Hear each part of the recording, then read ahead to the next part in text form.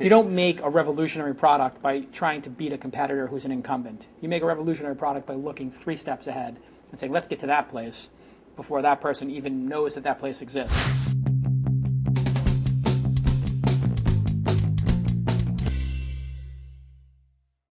What goes into the making of a serial entrepreneur? Today we're talking to Jason Calacanis, founder of the Silicon Alley Reporter, Weblogs Incorporated, and Mahalo.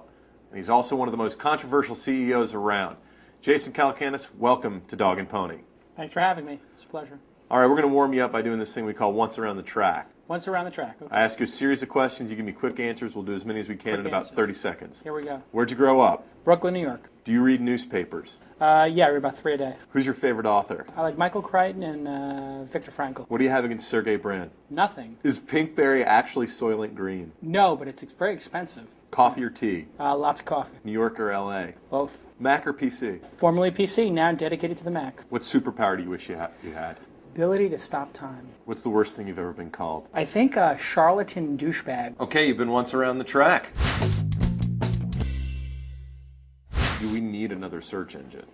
Well, you know, it's one of those things where sometimes you don't know how bad it is because you've been in such a bad situation for so long, like having a bad girlfriend or something like that. I have no idea what you're talking about. No idea? No. You don't know how good it is until you get the good girlfriend. Like what Google did when they came along. Exactly. So when Google came along, people said, well, we have Magellan, we have Hotbot, we have Lycos, Yahoo. Why on earth do we need this? And, of course, they were 20, 30% better than what came before it. And that doesn't seem like a lot, actually, 20, 30%. But people do notice. People notice 10%, 15% is about 15% is sort of the statistical significant level when people can determine this is better. And so we think we can do that. Except we think we can do it maybe 4 or 5 times better, 400 or 500% better, because a human writing search results takes out all the spam, organizes it more. So anybody who's done a search for something in health, a product, or travel knows you find these like mediocre content sites. Like who publishes this, and you know, is this spam or not? And you have to sift through a lot of okay to bad sites to find the few good sites. But the truth is, on the internet today, you know, there's 10, 20 amazing sites out there. They're just, you know, split up amongst all the noise. So it'd be like walking to a street and there were 100 restaurants in 3 blocks. Well, you could have 10 great restaurants there, but your chances of getting them are 10%. What if you had a human go to all 100 restaurants, determine which 10 were the best, organize them, and say, here are the best? And that's what we do. So let's talk about building your organization. Yep. Do you tell people, hey, come on, let's go take on Google, or what's the attitude over there? I like to give people a little bit of a higher calling. So we're here to help is our tagline. And so when we interview people, we bring them on, we say, hey, this is what you need to be committed to. Creating the best search result on the planet. Helping people save time, save money, avoid dangerous sites or bad sites or mediocre sites. So it's a little bit of a higher calling, and the calling is really to serve. And that was almost the tagline, we're here to serve, but it's got a little bit of a weird connotation to some people, so we changed it to we're here to help. Got it. So it's more of a let's make a better product than let's take on Goliath. I mean, if you look at Apple as an example, right? If Apple set its benchmark for the iPhone to be better than the Razor, you wouldn't have the iPhone.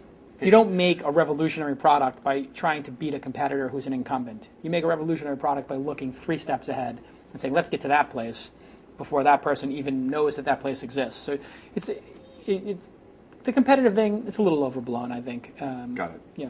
You've been somebody that over your career has said what he thinks, whether it was inside of AOL or within the ecosystem of search. You're telling people what you think. Is that part of your career strategy or just who you are, or what? It wasn't premeditated. I think I was rewarded early on as a journalist for being blunt and being honest. And you know, when you're a journalist, if you get the scoop and you say what's on everybody's mind but nobody will print, that's when you become like a really well-respected journalist, right? So in the magazine, I would break stories, you know, Microsoft is doing this and people aren't taking it so well or whatever. And I was like, wow, I'm getting rewarded for being the guy who's brave enough to tackle the hard story.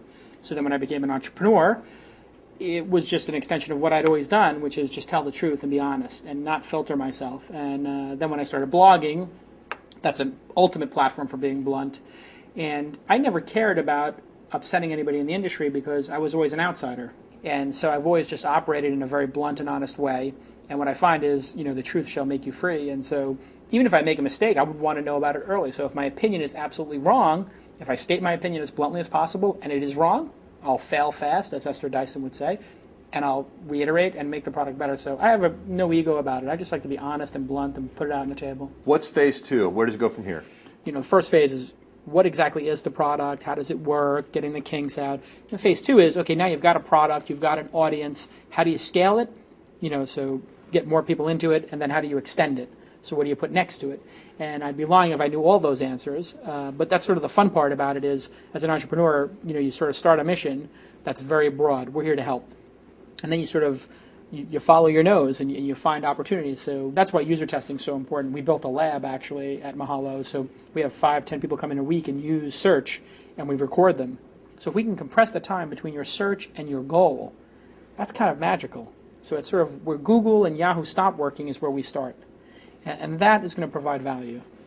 All right, Jason, time for a segment we call None of Your Business. Right. And that's where I ask you slightly impolite questions to which you can either shed light or tell me none of your business in as colorful a way as other people have. Or jump across the table. Or beat the crap out of me. Whatever you want to style. do. Bring it. You're getting a black belt in Taekwondo. I know that because I prepped, and I'm not looking to provoke you. Okay. That way. Anyway. Yes. All right. Here we go. At what age did you embrace your inner geek? Oh, gosh, that was early. PC Junior, 1982 or 83. At what age did being a geek start to pay sexual benefits? Let me think about that. I think that would be college. Because in college I worked in the computer lab. And in the computer lab, everybody has problems. WordPerfect, something's wrong, I lost my file. That's a great conversation starter when you can, How many millions do you have? How many millions? Of fans? Friends? However you want to interpret it. I'm Money's saying dollars. But, money's not important. Who's the biggest blowhard on the web? I don't know. Jeff Jarvis. All right, finally, Mark Cuban, sinner or saint? Oh, he's a saint. He's a great guy, actually. All right, before we wrap up, anything you want to plug? Anything I want to plug?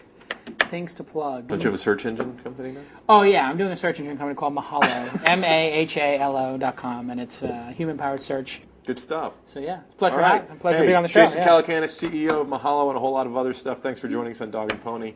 My As pleasure. always, if you've got questions, comments, or suggestions for upcoming guests, you can email me, Paul Ollinger, at paul@dogandpony.tv. Thanks for stopping by. See you next time.